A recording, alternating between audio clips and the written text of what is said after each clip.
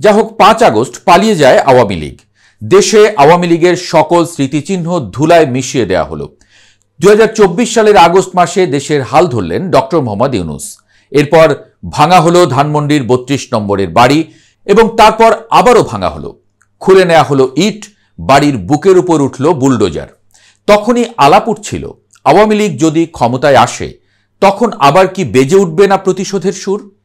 এই আলাপের মধ্যেই গ্রামীণ ব্যাংকের কার্যালয়ে হামলার ঘটনা ঘটছে। শেখ হাসিনার রায় ঘিরে এরই মধ্যে অশান্ত হয়ে পড়েছে বাংলাদেশ। উপদেষ্টাদের বাড়ির সামনে ককটেল ফুটছে খইয়ের মতো। রবিবার রাতে উপদেষ্টা সৈয়দা রিজওয়ানা হাসানের বাসার সামনে জোড়া ককটেল বিস্ফোরণের ঘটনা ঘটে। এনসিপির প্রধান কার্যালয়ের সামনে প্রকট আওয়াজে ফেটেছে ককটেল।